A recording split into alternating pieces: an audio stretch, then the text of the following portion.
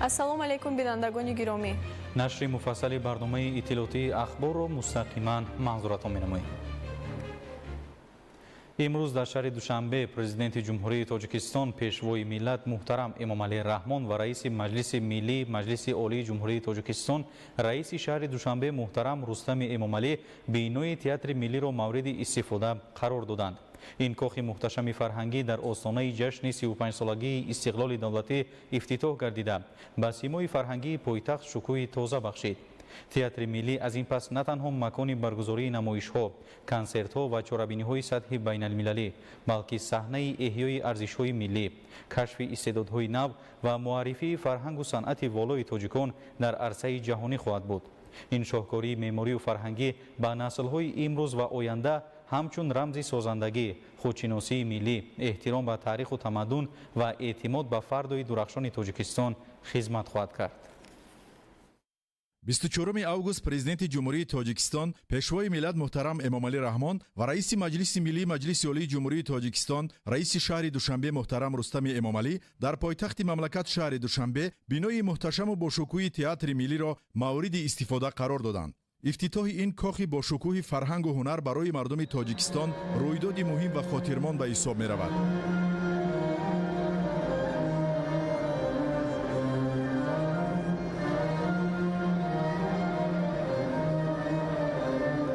театри миллӣ бо ташаббуси бевоситаи президенти ҷумҳурии тоҷикистон пешвои миллат муҳтарам эмомалӣ раҳмон бунёд гардида ҳамчун тӯҳфаи арзишманду беназир ба мардуми тоҷикистон ва аҳли фарҳангу ҳунар ба ифтихори 35-солагии истиқлолияти давлатӣ арзёбӣ мегардад. баъди ифтитоҳ пешвои муаззами миллат президенти ҷумҳурии тоҷикистон муҳтарам эмомалӣ раҳмон ва раиси шаҳри душанбе муҳтарам рустами эмомалӣ дар китоби меҳмонони олиқадр бо таманниёти нек нахустин соядаст ва имзо гузоштанд. театри миллии тоҷикистон бо тарҳи нодир, меъмории муосир ва ороиши миллӣ дар маркази пойтахт қомат афрохта ба яке аз бузургтарин ва зеботарин муассисаҳои театрии минтақа табдил ёфтааст. андешаи меъморӣ ва ороиши ин кохи ҳунар бо пешниҳодҳои пешвои миллат муҳтарам эмомалӣ раҳмон сарчашма гирифтааст. театри миллӣ акнун танҳо як бинои наву муосир нест, он қасри бузурги санъат, макони эҷод, саҳнаи орзуҳо ва рамзи эҳтиром ба фарҳанги оламшумул мебошад. бинои муҳташами театри миллӣ дар яке аз мавзеъҳои зеботарин ва марказии шаҳри душанбе дар ҳамҷаворӣ бо осорхонаи миллӣ ва боғи парчами давлатӣ бунёд гардидааст. ҷойгиршавии он дар ин гӯшаи марказии пойтахт симои меъмории фарҳангии душанберо боз ҳам зинат дода ба пойтахти кишвар ҳусну таровати дигар бахшидааст. аз ҳар гӯшаи бино шаҳомати меъморӣ, андешаи миллӣ ва завқи баланди ҳунари офарандагӣ эҳсос мешавад. президенти ҷумҳурии тоҷикистон пешвои миллат муҳтарам эмомалӣ раҳмон зимни шиносоӣ бо имкониятҳои бино ба роҳбарону мутахассисони масъул ва устоҳои гулдасти тоҷик барои дар муҳлати муайяншуда анҷом додани сифати баланди корҳои сохтмонӣ изҳори сипоси самимӣ намуданд. ҳар як иншооту биное ки мо бунёд мекунем барои як рӯзу ду рӯз нест. тарзе бунёд кунем ки садсолаҳо ба ин миллат ва ба ин мардум хизмат расонад. дар тарҳу ороиши театри миллӣ меъмории муосир бо унсурҳои нодири санъати тоҷикона бо ҳам омадааст. нақшу нигор, ҷузъиёти ороишӣ, шаклу тарҳи толорҳо, ороиши дохилию берунӣ ва унсурҳои бадеӣ бо назардошти фарҳанги миллӣ ва талаботи меъмории муосир иҷро шудаанд. ин ҷо метавон пайванди таъриху тамаддуни чандин ҳазорсолаи миллати тоҷикро бо дастовардҳои меъморӣ ва технологияҳои замони муосир ба таври равшан мушоҳида кард. барои бунёд ва таҷҳизонидани ин иншооти бузурги фарҳангӣ аз беҳтарин маводи сохтмонӣ ва ороишӣ, техникаву таҷҳизоти муосир истифода гардидааст. аммо паси ин шаҳомати имрӯз як роҳи тӯлонии заҳмат, меҳнат ва талош меистад. сохтмони ин қасри бузурги фарҳангӣ 11 сол қабл оғоз ёфта буд. 17 марти соли 2015 президенти ҷумҳурии тоҷикистон пешвои миллат муҳтарам эмомалӣ раҳмон дар вазъияти тантанавӣ хишти аввали театри миллии тоҷикистонро гузошта ба корҳои сохтмонӣ оғоз бахшиданд. аз ҳамон рӯз сохтмончиён, муҳандисон, меъморон, тароҳон, мутахассисон ва устоҳои моҳир даст ба кор шуданд. солҳо сипарӣ гардиданд. санг бар санг, хишт бар хишт ва нақш бар нақш қасри бузурги фарҳангӣ қомат афрохт. имрӯз натиҷаи он меҳнати созанда пеши назари сокинони пойтахт ва меҳмонони кишвар қарор дорад. мардуми ойроитавор мо тоҷикон шаҳрсозу шаҳрдор будем, меъмор будем. роҳи тай кардаи мо در ظرف قریب 35 سال گذشته بر علا نشان داد که مردم شریف تاجیکستان به انجام کارهای بزرگ قادرند. وطن خویش را صدقاً دوست می‌دارند و برای حمایت استقلال و آزادی سرزمین اجدادی خود همیشه آماده. بینای تئاتر ملی از 7 آشیانه، 2 آشیانه زیرزمینی و 5 آشیانه روی زمینی عبارت بوده. بلندی آن به 35 متر میرسد. برای بنیاد آن 3 هکتار زمین جدا گردیده است، اما رقم ها تنها یک قسمتی شهامت این انشاءات را نشان میدهند. شکوه واقعی تئاتر ملی در فضای داخلی آن در تالارهای بزرگ، صحنه‌های معاصر و امکانات‌های وسیع ایجادی تجسم می‌یابد. تئاتر ملی دارای 3 تالار اساسی و شماره زیادی تالار و حجره‌های یاریرسان میباشد. تالار اساسی برای 2500 تماشابین پیش بینی گردیده است. تالاری که میتواند هزاران نفر را در یک وقت به عالم سحرانگیز صنعت معماری و شهرسازی تاجیکان وارد سازد.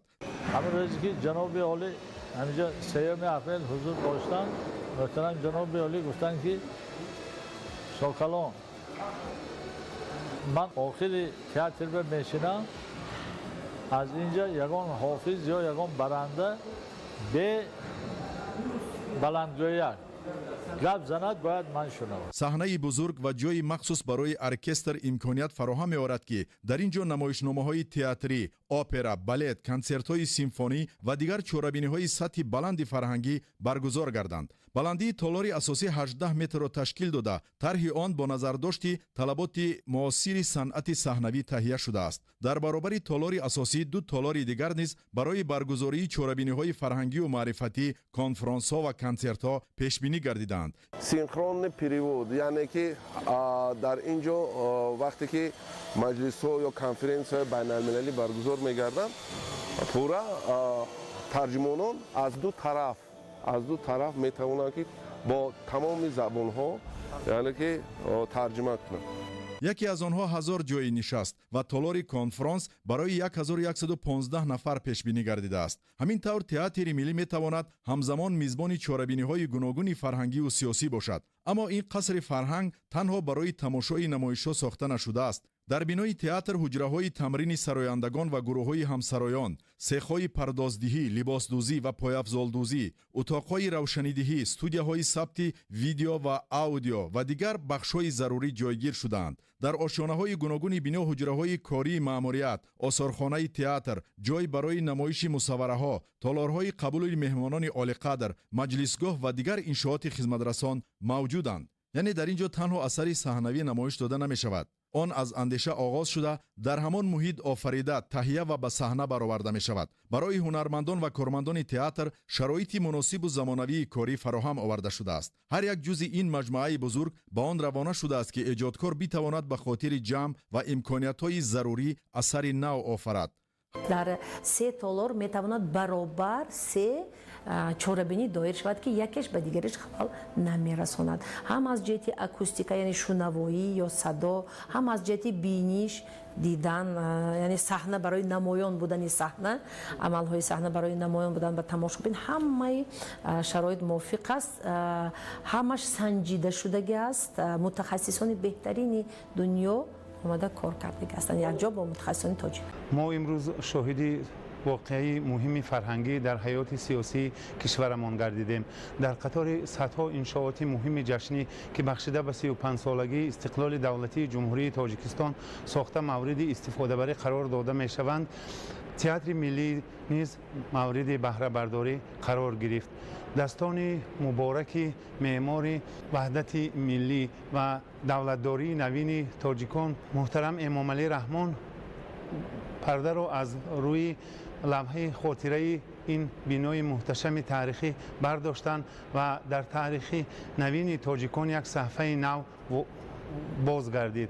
چرا یک صفحه نو میگویم؟ زیرا من چنین اندیشه دارم که با افتتاح تئاتر ملی در فرهنگ و تمدن ملیمان یک صحیفه نو، یک مرحله نوی رشد باز خواهد گردید. اون امکانیت های نوی که در تئاتر ملی به وجود آمد این ما اهل هنر رو موظف میگرداند که باز هم برای بالا بردن معنویات کشورمون بهر گلگل شکوفی وطن عزیزمون خدمت دوچند نماییم. این تحفه جناب عالی نه تنها به اهل هنر و فرهنگ تاجیکستان بلکه یک هدیه بی‌نظیر به تمام خلق تاجیکستان می باشد که نه برای امروز بلکه آینده ها نیز خدمت میکند. ما برای این تحفهشون از جناب عالی خیلی منتدار هستیم و تشکر اهل هنر رو به آن کس میرسانیم.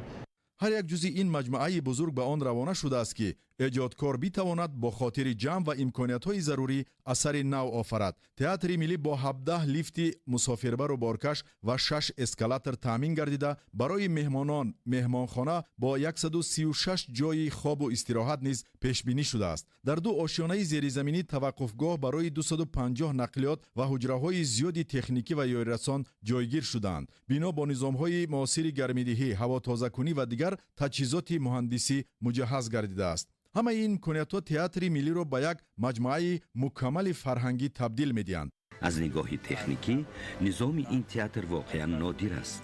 من آن را یکی از بهترین سیستم‌هایی می‌دانم که تا امروز در تطبیق آنها اشتراک کرده‌ام. ولی بزرگی این انشاءات تنها در اندازه و تجهیزات آن نیست. بزرگی واقعی آن در اصالت فرهنگی تئاتر ملی می باشد. فرهنگ آینه ملت است. صحنه باشد مکان است که در آن تاریخ، آرمان، محبت به وطن، ارزش‌های انسانی و سبق‌های زندگی با زبان و فرهنگ صنعت به تماشابین رسانیده می شود.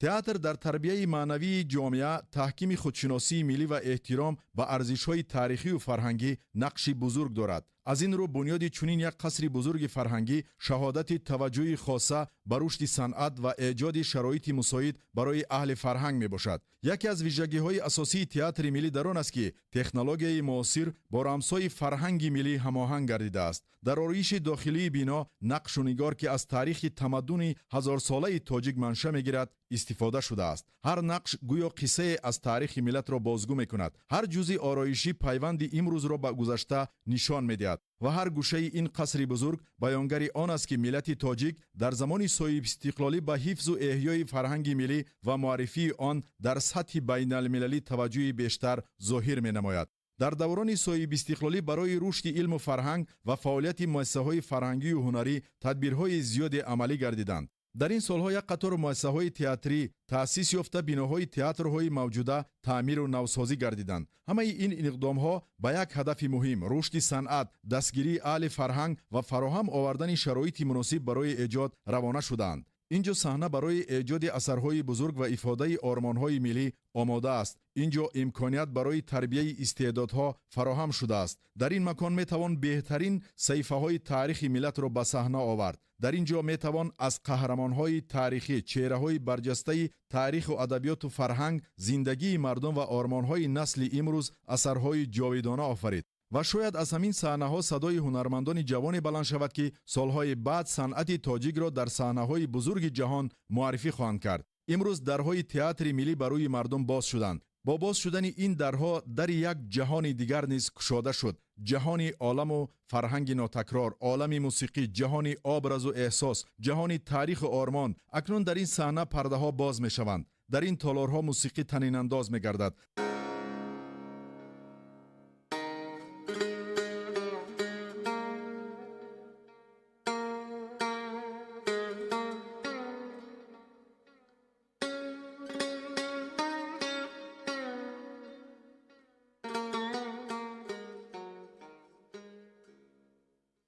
نخست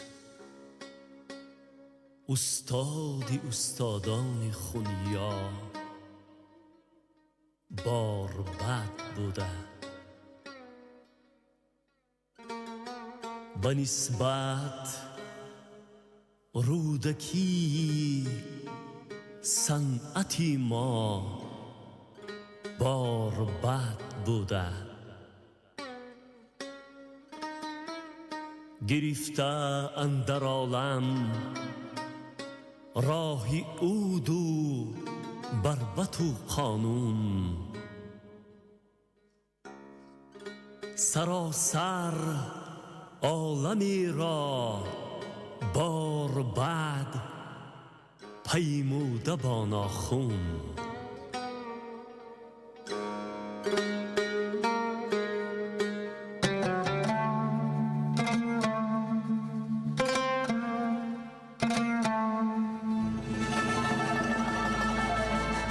ایا ای هم نوا از بلبلی ذوقم صدا بشنو، نوای آشنایی از دل آشنا بشنو.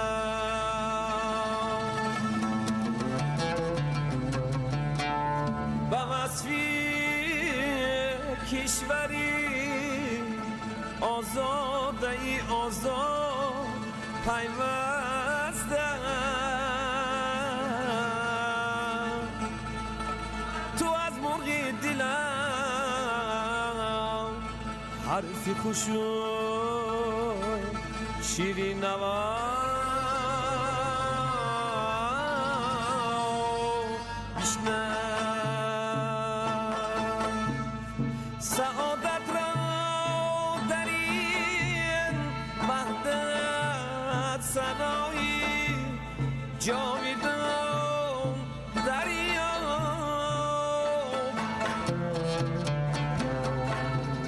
مگو از من مگو از تو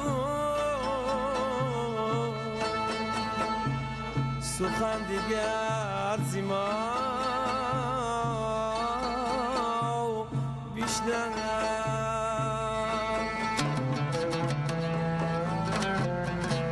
ایا ای خسروی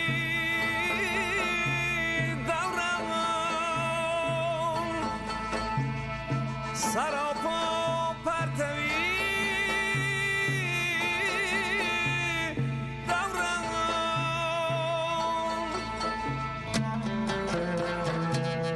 سرودی بختی خلقم تا سویا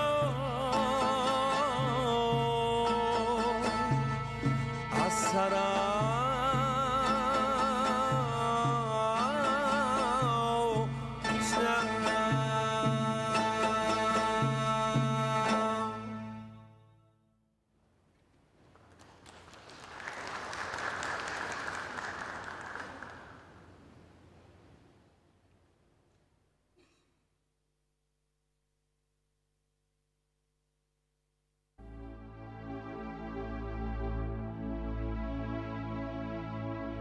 ای دوست بیا که عید استقلال است، از هر طرف نوید استقلال است.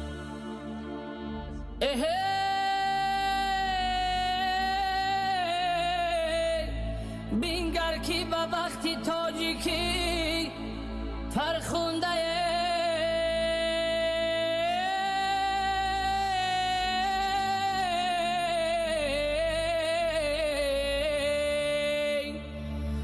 گرمی و صفای شد استقلال است، گرمی و صفای شد استقلال است.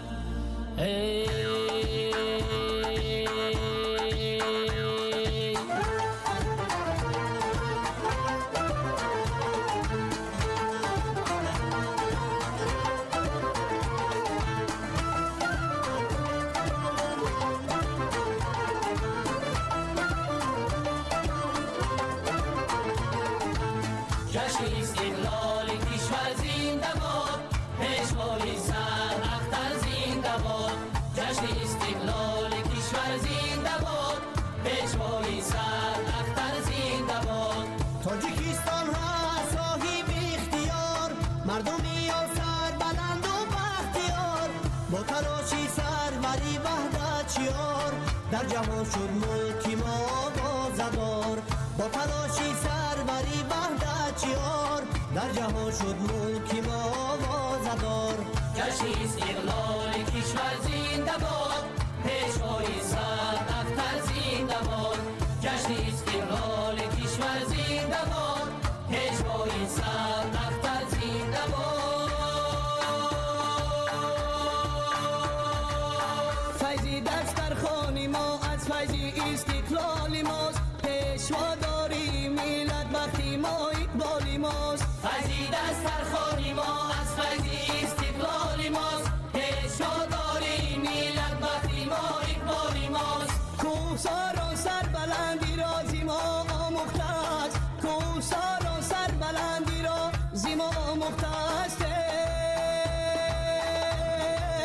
سرفرازی ازل منی استقبال ماست سرفرازی ازل منی استقبال ماست فیضی در سرخوری ما از فیضی استقلال ماست پیشوا داریم میلاد وقتی ما اقبال ماست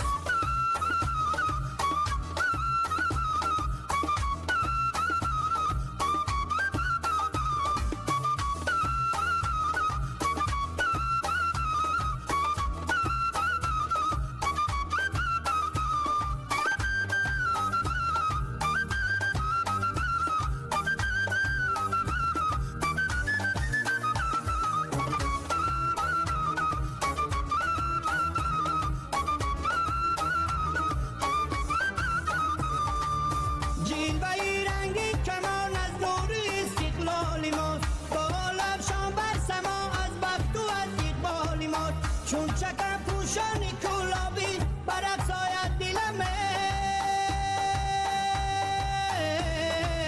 حرفی مهر و سرفرازی ها به استقبال ماست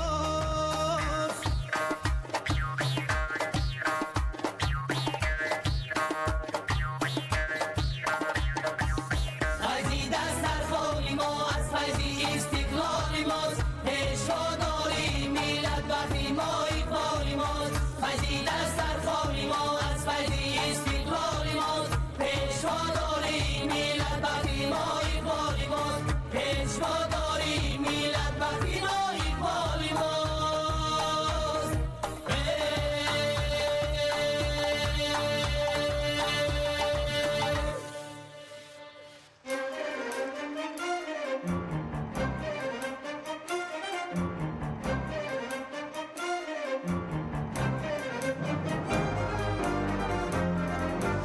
اندر این روزی پر از نور و ضیا قصر به مثل است تقدیم شما جشن استقلال و این کاخ مراد همچنان عزم شما پاینده باد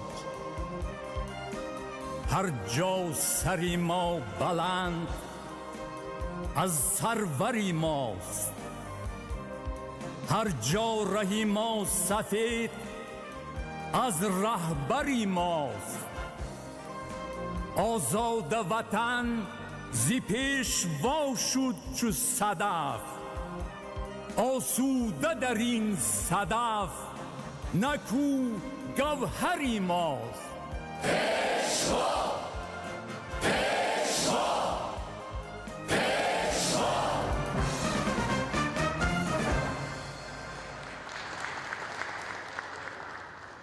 در این صحنه образهای تاریخی و قهرمانان اثرهای نو زندگی خواهند کرد. در اینجا صدای هنرمندان با قلب هزارها تماشابینان راه می‌یابد. اینجا اشک قهرمانان صحنه می‌تواند چشم تماشابین را پرآب سازد، خنده او لبان هزاران نفر را باز کند و قصه او اندیشه جامعه را بیدار نماید. این است قدرت تئاتر، قدرتی که نه با دیوار و ستون بلکه با سخن، موسیقی، اشاره و احساس انسان را دیگر می‌کند.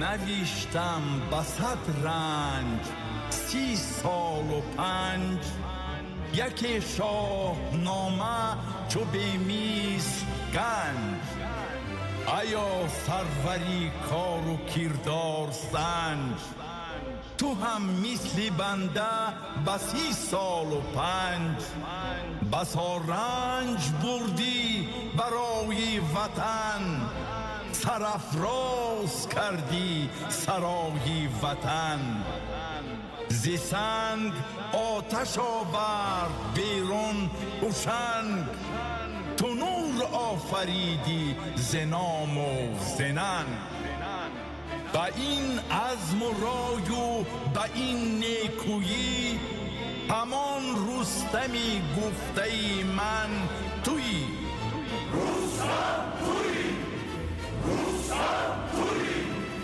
رستم تویی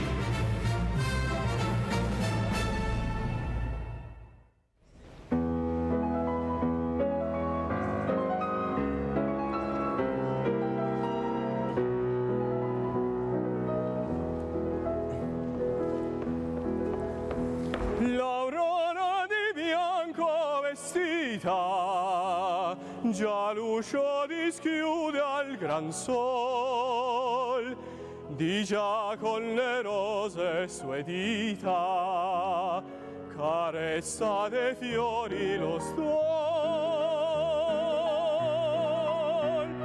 commosso da un fremito arcano, l'intorno il creato già par, e tu non ti desti ed invano mi sto qui dolente a cantar. Metti anche tu la veste bianca e schiudi l'uscio al tuo cantor, ave non sei la luce manca, ove tu sei nasce l'amor.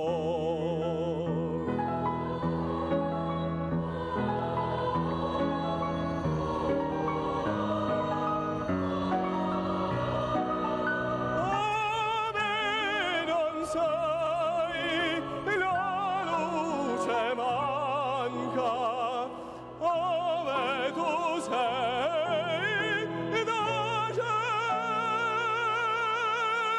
l'amor.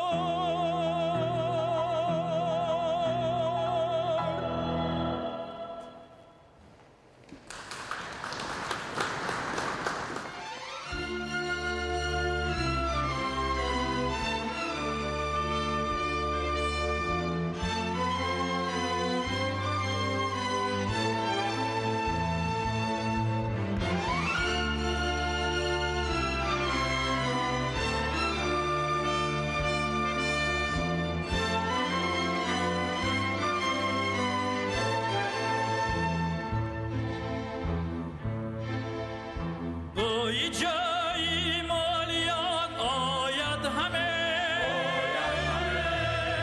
فایزی نو در این مکان آید همه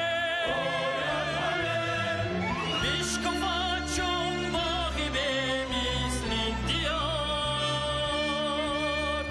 بختی نیکی باغبان آید همه بیشکفت چون باقی به مثل این دیار بختی نیکی باغبان آید همه راهنمای نبر و فرهنگی وطن پیشوای تاجیکان آید همه آل رحمان سرزمین را جاویدان پاسدار و پاسبان آید همه آل رحمان سرزمین را جاویدان پاسدار و پاسبان آید همه پاسدار و پاسبان آید همه.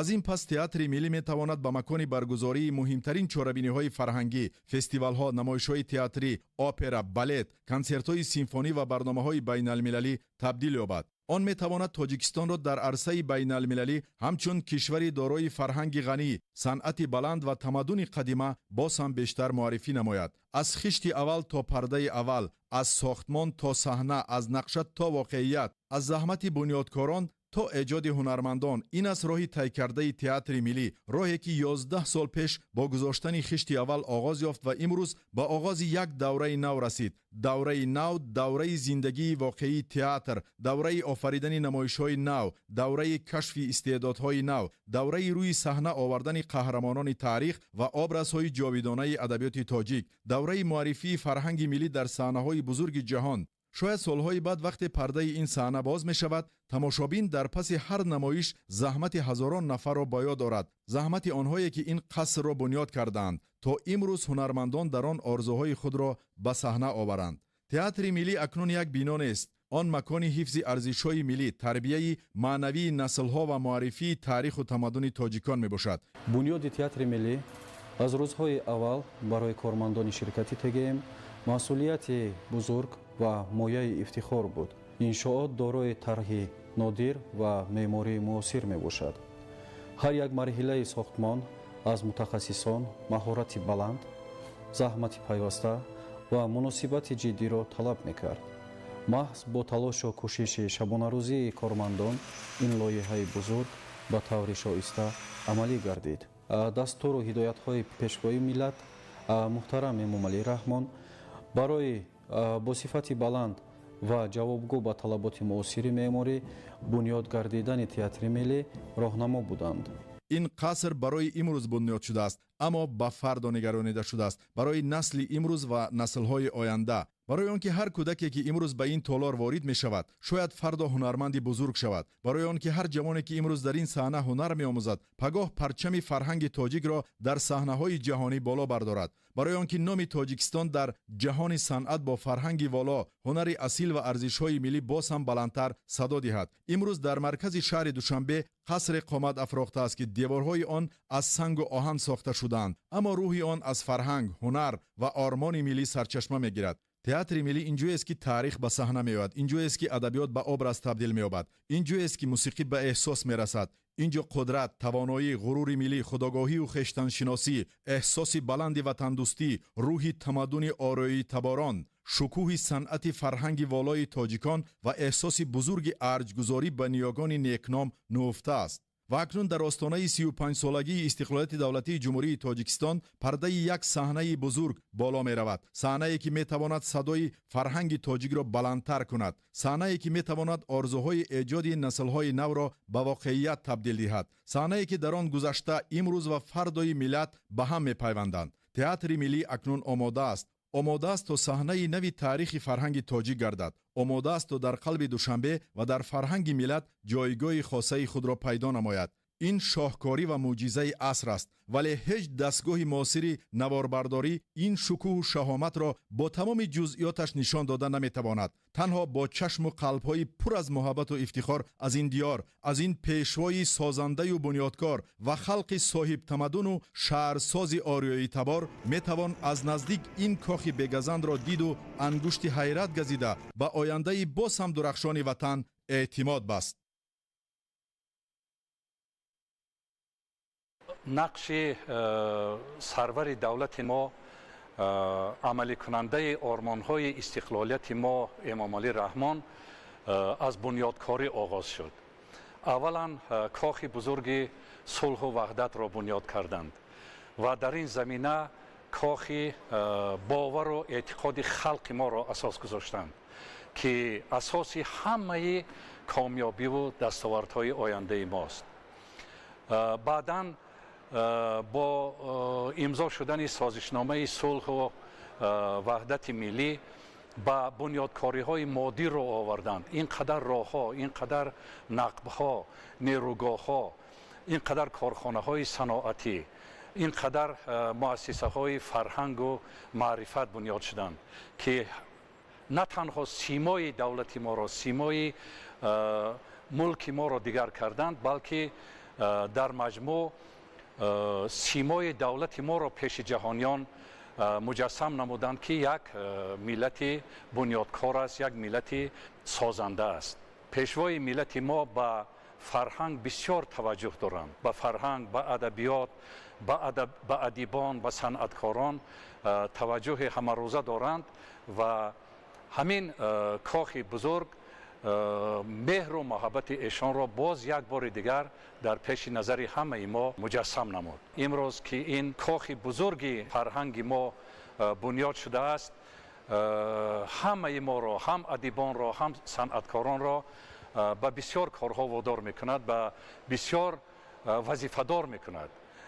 که ادیبان درامنویسان ما باید بیشتر زحمت کشند در زمینه ادبیات بزرگ کلاسیکی ما نمایشنامه های دیدنی بیافرند در زمینه بنیادکاری های امروزه خلق ما با سروری پیشوای ملت نمایشنامه های دیدنی روی کاغذ بیارند و کارگردان های ما صنعتکاران ما آن نمایشنامه ها را در این کاخ بزرگ صنعت صحنوی کنند روی صحنه بیارند و منظوری تماشابینان گردانند. شاهکاری بسیار هم بی‌نظیری که امروز در تاریخ خلق تاجیک رخ داد، یعنی کشاده شوی تئاتر ملی تاجیک در دوام 70 سال شوروی که ما شخصا من 50 سال فعالیت ایجادی دارم، چنین تئاتر، چنین بنای پرحشمت، زیبا و از نقطه نظر تجهیزات تکنیکی چنین بای رنگارنگ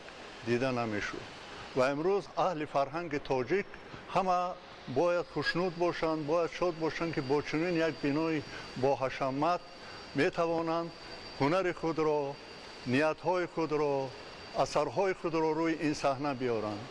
و این صحنه وقتی که ما طی چند روز اینجا مشق میکردیم و امروز با اشتراک خود جناب عالی کشاده شد، برای ما یک واقعه غیر عادی هست و همین خیلی هم میماند.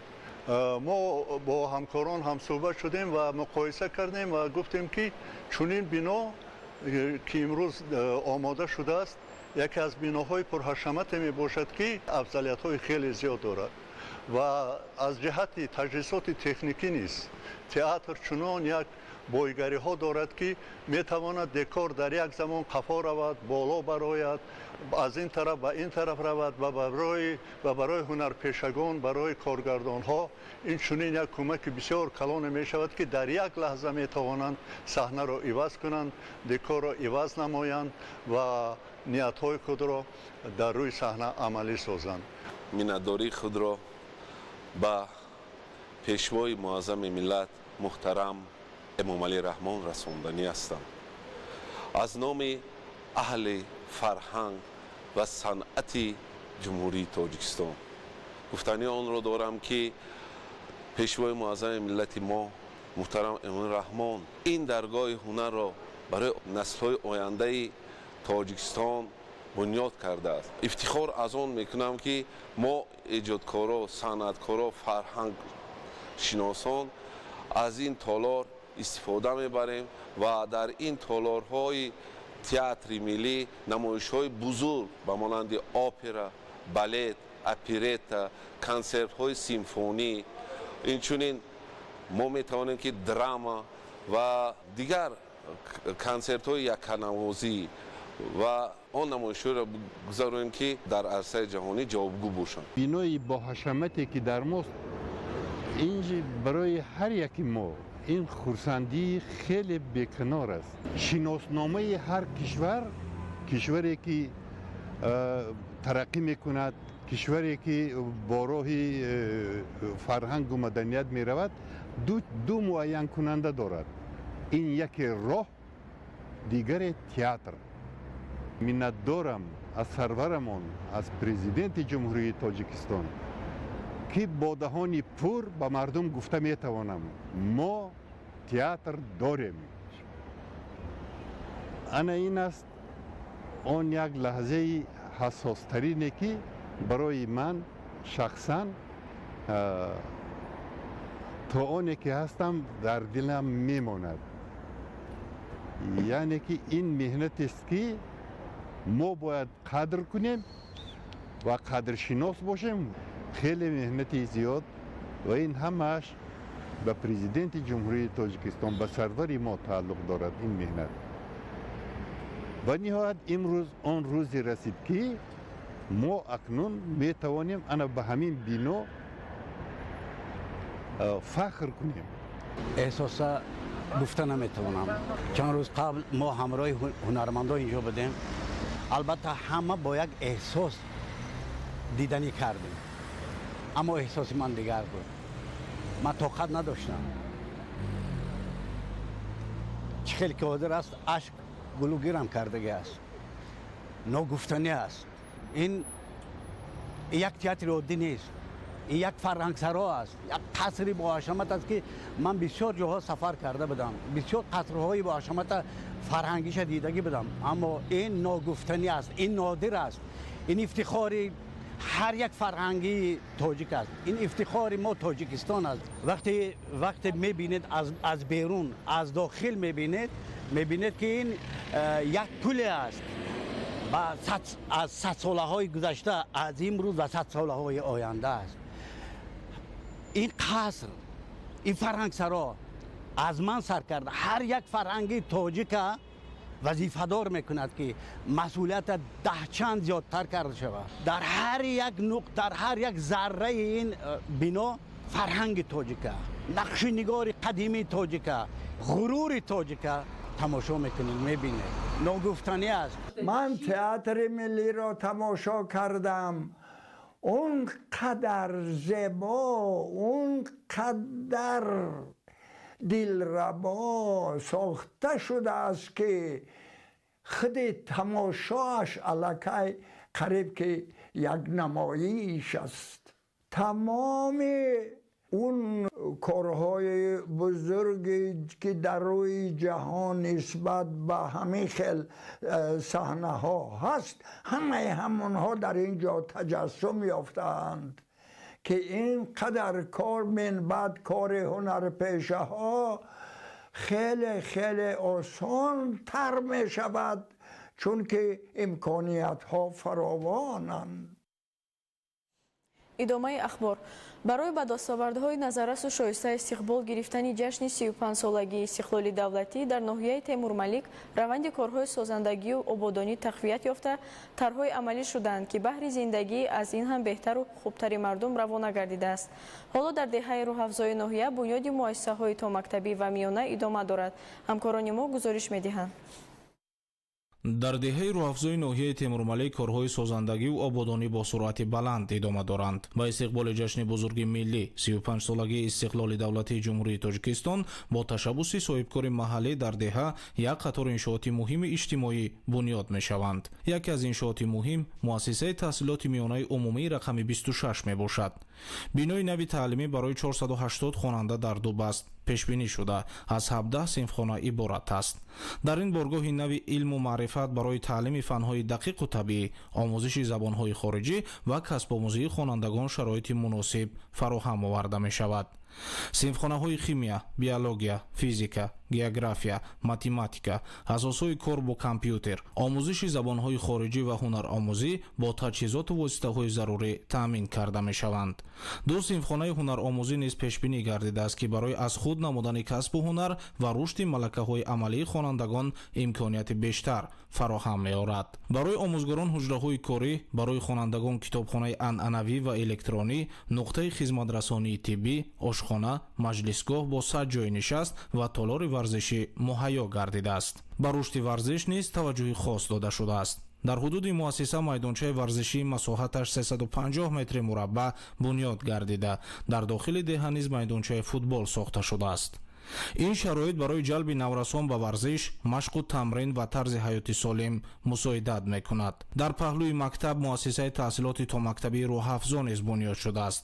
кӯдакистон барои фарогирии 60 кӯдак пешбинӣ шуда, дорои ҳуҷраҳои машғулияту хоб, ошхона ва дигар шароити зарурӣ мебошад. бо мавриди истифода қарор гирифтани он, кӯдакони деҳа аз имкони таълиму тарбияи томактабӣ дар шароити муносиб бархурдор мешаванд. яке аз масъалаҳои муҳим барои сокинони деҳа то имрӯз таъмини оби нӯшокӣ буд. сокинон оби нӯшокиро харидорӣ мекарданд. бо ташаббуси соҳибкори маҳаллӣ акнун дар 4 нуқтаи деҳа оби нӯшокӣ оварда шуда, дастрасии мардум ба он беҳтар гардидааст. барои сокинон ин пеш аз ҳама сабукии рӯзгор ва ҳалли яке аз масъалаҳои муҳими ҳаёти ҳар рӯза мебошад. муассисаи таҳсилоти миёна рақам 26 сохтмонаш барои 240 ҷойи нишаст дар як баст ва дар ду баст бошад барои 480 нафар хонандагон. сохтмонаш бо маром идома дорад. дар гирду атрофи иншооти мазкур зиёда аз 2000 ниҳолҳои ҳамеша сабз, дарахтҳои ороишии гулу гулбутаҳо аллакай насб шуданд. дар муассисае ки қаблан дар ин ҷо фаъолият мекард, хонандагон то синфи наҳум таҳсил мекарданд. баъдан баъди хатми синфи بنابر سبب توصیف 11 نبودن مؤسسه مذکور با دیگر جماعت‌ها علل خصوص جماعت کانگورد، جماعت شهرک بهمنرود، تنوبشی یا دیگر ناحیه‌ها برای ادامه تحصیل می‌رفتند. بعد ساختمانش به اتمام رسیدن علاقه خوانندگان می‌توانند صنف 10-11 را در همین مؤسسه ختم نمایند. در دایره نقشه چهاربینای 35 سالگی استقلال دولتی جمهوری تاجیکستان بناهای مذکور در عرفه سال تحصیلی نو مورد استفاده عموم قرار داده می‌شود. در دهه مذکور که زیاده از 70 خواجگی و 450 اویله را در بر می‌گیرد، امروز ساکنان آزادانه می‌توانند فرزندانشان در مؤسسه زمانوی تحصیل نمایند، از بنگاه طبی، از کتابخانه، از کودکستان ثمراناک استفاده برند. доираи корҳои созандагии соҳибкор ба ҳамин маҳдуд намешавад. барои омӯзгорону мураббиёне ки аз дигар шаҳру ноҳияҳо барои фаъолият ба ин муассисаҳо меоянд, сохтмони 20 хонаи истиқоматӣ ба роҳ монда шудааст. то имрӯз 17 хона бо тамоми шароити зарурӣ ва таҷҳизоти рӯзгор омода гардидааст. қарор аст ин хонаҳо ба омӯзгорону мураббиён ройгон пешниҳод карда шаванд. бунёди иншооти нав ба таъсиси ҷойҳои корӣ низ замина гузоштааст. дар муассисаи таҳсилоти миёнаи умумии рақами 26 барои 60 нафар ва дар муассисаи томактабӣ барои 20 нафар ҷойи кори доимӣ фароҳам меояд. ҳангоми сохтмони иншоот бошад 200 сокини маҳаллӣ бо ҷойи кори муваққатӣ таъмин шуданд. барои беҳтар намудани шароити рафтуомади аҳолӣ низ корҳои назаррас анҷом ёфтанд. бо ташаббуси соҳибкор 12 километр роҳ мунфарш гардида барои равшан намудани кӯчаҳои деҳа симчӯбҳои барқӣ насб карда шуданд. ҳамин тавр дар деҳаи роҳафзо ҳамзамон чанд масъалаи муҳими иҷтимоӣ ҳалли худро меёбад. барои фарзандон мактабу кӯдакистон, барои наврасон майдончаҳои варзишӣ, барои омӯзгорон хонаҳои истиқоматӣ ва барои сокинон роҳ, равшанидиҳӣ ва оби нӯшокӣ фароҳам оварда мешавад. моҳияти ин иқдомҳо танҳо дар бунёди иншоот нест. арзиши аслии онҳо дар он аст ки натиҷаи ҳар як ташаббус бевосита дар зиндагии мардум эҳсос мешавад. ин гуна муносибат ба ободии маҳал ва ҳалли мушкилоти иҷтимоӣ дар рӯҳияи иқдомҳои инсонпарварона ва созандаи президенти ҷумҳурии тоҷикистон пешвои миллат муҳтарам Эмомалӣ Раҳмон қарор дошта намунаи масъулияти соҳибкори ватандӯст дар назди ҷомеа мебошад. корҳои асосии сохтмонӣ дар иншооти ҷашнӣ ба анҷом расида, корҳои анҷомдиҳӣ ва ободонӣ дар саҳни он идома доранд. қарор аст ки муассисаи таҳсилоти миёнаи умумии рақами 26 ва муассисаи таҳсилоти томактабии роҳафзо ҳамчун саҳми соҳибкор дар ободии маҳал ва ба сифати қарзи ватандорӣ ба мақомоти иҷроияи ҳокимияти давлатии ноҳияи Темурмалик тақдим карда шаванд. ин аст самараи ташаббусе ки аз ҳисси масъулият дар назди ватан ва мардум сарчашма мегирад ва маҳз чунин иқдомҳо ободии ҳар як деҳа, рушди маҳал ва фардои боз ҳам беҳтари ҷумҳурии Тоҷикистонро таъмин менамоянд. ба истиқбол аз ҷашни 35-солагии истиқлоли давлатии ҷумҳурии Тоҷикистон дар шаҳри Истаравшан корҳои созандагӣ бо маром идома доранд. мунфаршнамоии роҳҳои байни маҳаллаҳо низ яке аз бандҳои нақшаи чорабиниҳо ба ин муносибат буда ҳоло бо ҷалби сокинон ва шахсони саховатпеша вусъати тозаро касб кардааст. ҳамкорони мо мавзӯъро идома медиҳанд. дар шаҳри Истаравшан ободонии роҳҳои маҳаллӣ ба яке аз самтҳои муҳими корҳои созандагӣ табдил ёфта бо саҳми соҳибкорону сокинони саховатманд пайваста вусъат меёбад. имрӯз ин иқдом дар чанд қитъаи роҳи ҳудуди шаҳр идома дошта симои маҳалро ба кулли дигаргун месозад. аз ҷумла дар роҳҳои деҳаҳои дӯстӣ ва курушкати ҷамоати деҳоти Гулисурх, инчунин дар ҳудуди бозори чӯбу тахта корҳои мунфаршкунӣ ҷараён доранд. масофаи умумии роҳи мунфаршшаванда беш аз 3 километрро ташкил дода, паҳноии онҳо дар баъзе қитъаҳо то ба 8 метр мерасад. иқдоми мазкур бо ташаббуси соҳибкорони бонангу номуси бозори чӯбу тахта ва сокинони эҳсонкори деҳаҳои дӯстию курушкат роҳандозӣ гардида дар заминаи сиёсати созандаву ободкоронаи пешвои миллат муҳтарам Эмомалӣ Раҳмон амалӣ мешавад. саҳми соҳибкорон ва сокинони маҳаллӣ дар беҳтар намудани инфрасохтори роҳҳо на танҳо ба осон гардидани ҳаракати нақлиёт, балки ба ободии муҳити зист ва баланд гардидани сатҳи хизматрасонӣ ба аҳолӣ мусоидат мекунад, хусусан барои маҳалҳое чун дӯстӣ ва курушкат ки бо маркази шаҳр ва дигар минтақаҳо робитаи доимии нақлиётӣ доранд. беҳтар намудани ҳолати роҳҳо аҳамияти хос дорад. ҳамчунин мунфарш шудани роҳ дар ҳудуди бозори чӯбу тахта барои фаъолияти соҳибкорон ва дастрасии харидорон шароити муносибтар фароҳам хоҳад خواهد آورد. کارهای منفرش‌کنی از جانب جمعیتی دارای مسئولیت محدود سوخت‌راهساز طبق طلبات معاصر راهسازی انجام داده شده، در رفت آن به صفت کارهای اجرا شونده و استواری قبط راه توجه جدی ظاهر می‌گردد. ما بسیار تصمیم‌ها گرفتیم. مثال با مکتب رقم 45 یک روشکت با یک تالار ورزشی زمانوی زیاده از 1200 کوادرات، میدان خرد فوتبال زیاده از 1200 کوادرات، باغ گلگشت و فرهنگی و فراغتی، مکتب دهی 51 بالای بام پوره با شیفیر از نو بنیاد کرده شد. تا امروز در حدود شهر بیش از 80 کیلومتر راه تعمیر و ترمیم شده برای ساکنان شرایط بهتری حرکت فراهم آورده است. از این مقدار 28 کیلومتر راه به طور اساسی تعمیر گردیده، زیاد از 35 کیلومتر دیگر مورد تعمیر جاری قرار گرفته است. همزمان 15 کیلومتر راههای محلی شغل‌پوش کرده شدند. توجه به تعمیر و تجدید راهها بخشی از کارهای آبادانی و سازندگی در شهر استراوشان به شمار رفته، ادامه چنین اقدام‌ها به بهتر گردیدن انفراساختار محلی و فراهم آوردن شرایط مناسب برای رفت و آمد ساکنان مساعدت می‌کند. فردوس عمرزاده، آرزو معروفزاده، شهر استراوشان، اخبار. дар ноҳияи рашт низ ба истиқболи ҷашни 35-солагии истиқлоли давлатӣ бунёди 15 корхонаҳои истеҳсолӣ пешбинӣ шудааст. аз ҷумла бунёду мавриди истифода қарор додани корхонаи меваю сабзавот дар ин гӯшаи диёр шароит фароҳам меорад, то дар як шабона рӯз 60 тонна маҳсулоти хушсифат коркар шавад. гузориши хабарнигорони мо. корхонаи коркарди меваю сабзавоти ноҳияи рашт дар партави амалӣ шудани фармони президенти ҷумҳурии тоҷикистон пешвои миллат муҳтарам эмомалӣ раҳмон дар бораи рушди саноат эълон намудани солҳои 2022-2026 бунёд шуда истодааст. фармоишгари корхонаи саноатӣ ҷамъияти дорои масъулияташ маҳдуди маркази тақсимоти яклухти витаминҳои тоҷикистон ба шумор рафта, пудратчии он ҷамъияти дорои масъулияташ маҳдуди иттиҳодияи гурӯҳҳои рушди саноатӣ мебошад. аз рӯи лоиҳа корхона аз бинои маъмурӣ, сехи истеҳсолӣ ва дигар биноҳои ёрирасон иборат буда, дар сурати пурра ба кор андохтани иқтидори истеҳсолии он 35 нафар мутахассисон ва шаҳрвандони маҳаллӣ бо ҷойи кори доимӣ таъмин мешаванд. айни ҳол дар иншоот 20 нафар коргар ба корҳои сохтмонӣ машғул буда, бо бунёди иншоот васлу насби таҷҳизоти цехҳои коркарди мева анҷом дода мешавад, то дар арафаи ҷашни истиқлоли давлатӣ корхона ба истеҳсоли маҳсулоти хушсифат шурӯъ намояд.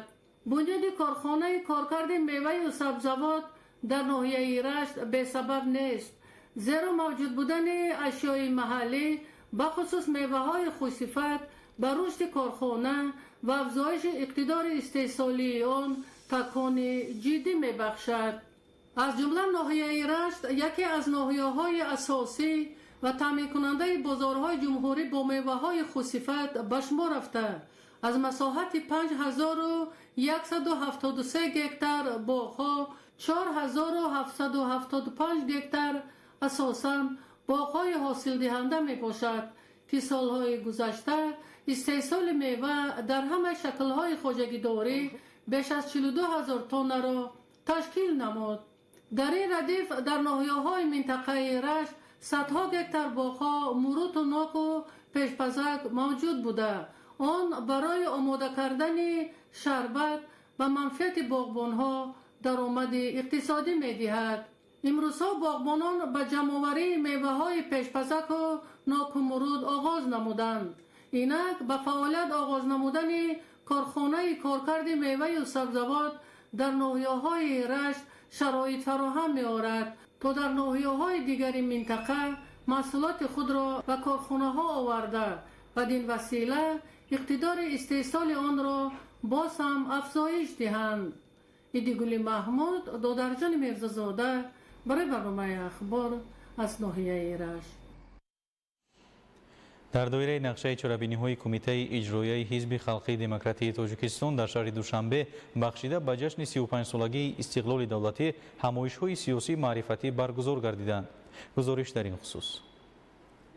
дар корхонаи воҳиди давлатии саноатсодиротбонк дар асоси нақшаи чорабиниҳои ҳизби халқии демократии тоҷикистон дар шаҳри душанбе бахшида ба истиқболи 35-солагии истиқлоли давлатии ҷумҳурии тоҷикистон ҳамоиши сиёсӣ маърифатӣ таҳти унвони истиқлол заминаи рушди устувори тоҷикистони соҳиби истиқлол баргузор гардид. дар ҳамоиш масъулин ва кормандони корхона вобаста ба аҳамияти таърихии истиқлоли давлатӣ, нақши он дар таҳкими давлатдории миллӣ ва рушди устувори иқтисодию иҷтимоии кишвар ибрози андеша намуданд.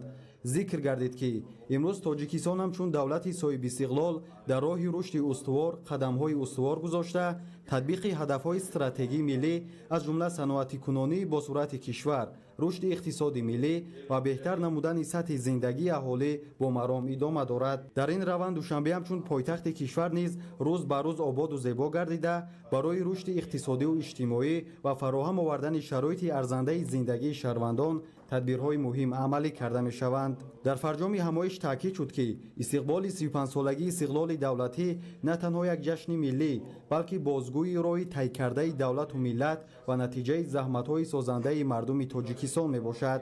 ҳар як дастоварди имрӯз заминаи устувор барои фардои боз ҳам ободу пешрафтаи кишвар маҳсуб ёфта масъулияти шаҳрвандонро барои ҳифз ва таҳкими сулҳу субот, ваҳдати миллӣ ва рушди тоҷикистони азиз бештар менамояд.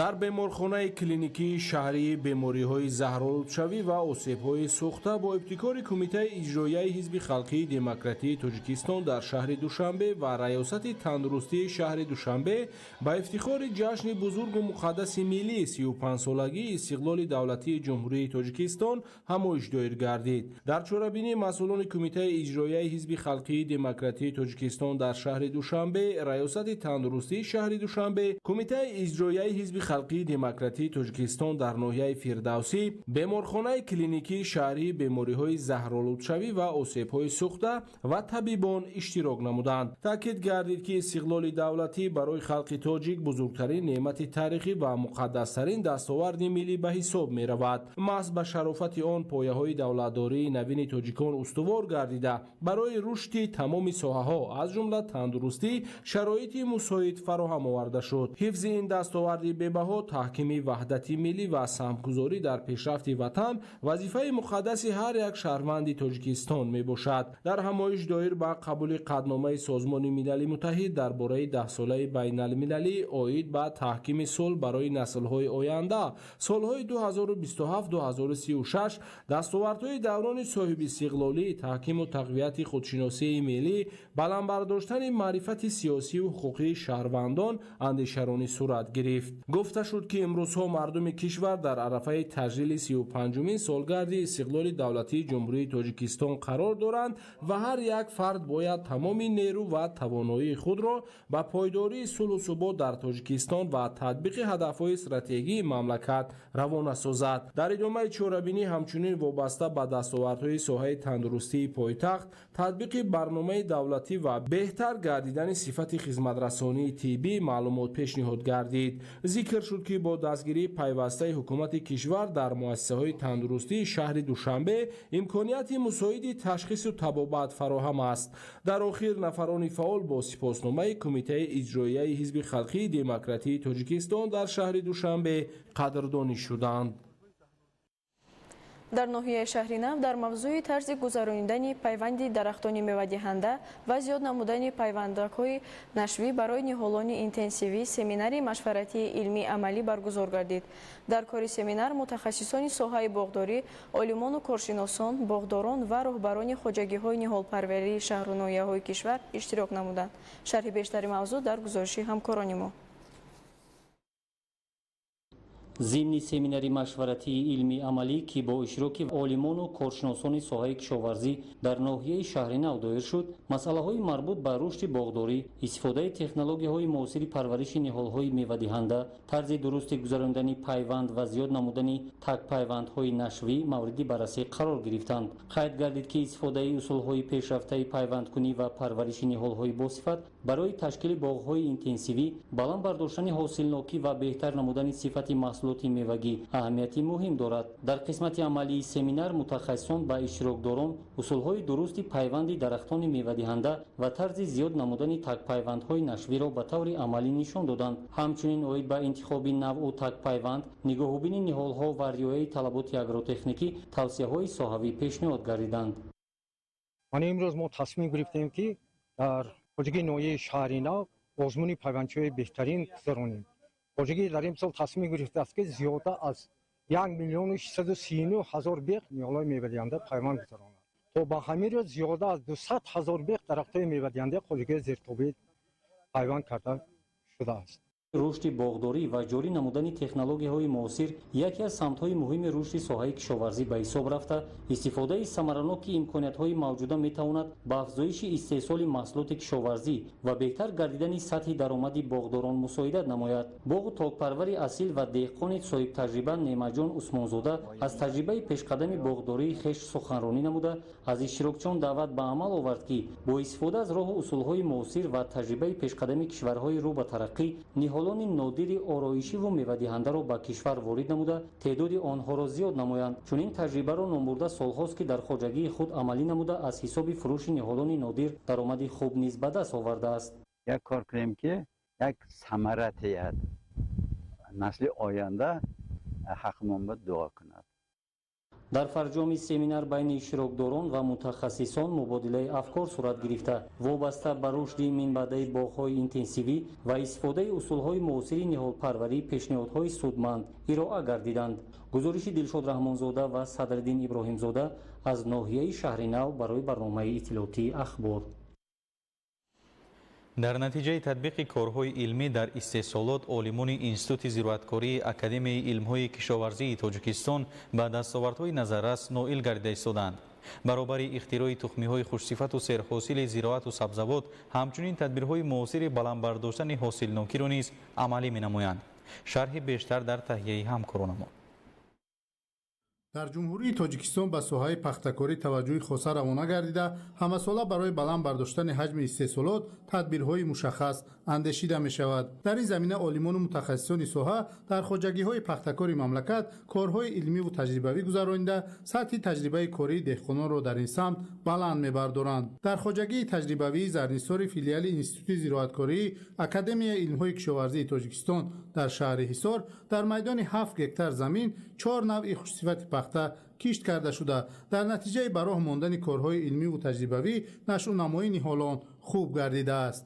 мо имсол мана дар хоҷагии таҷрибавии Зарнисор шаҳри Ҳисор дар майдони 7 гектар навъҳои пурлуқ 1, истиқлол, хуҷанд 67, данғара 30ро дар майдони 1,5 гектарӣ кишт кардем. ду қатора дар 1 гектар то 280 бута мавҷуд аст. албатта зери пленка киш кардем. мана чунони шумо дида истодаед, ҳосилбандӣ хуб аст. албатта гуфтан зарур аст ки ҳар як бута то 10 кӯраки тайёр дида мешавад.